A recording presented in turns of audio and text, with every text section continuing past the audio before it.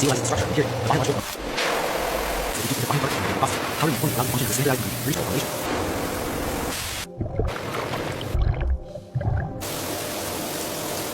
Full finish, forming a single base structured food.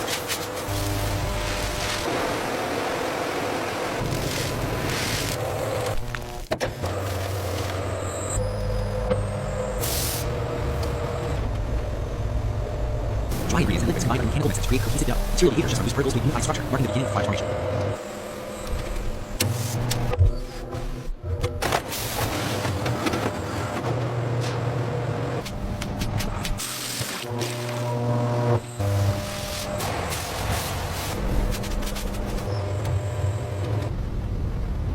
The dough is compressed and stretched through the air bowls, forming continuous sheets. Structural consistency is established, preparing material for precision sheeting.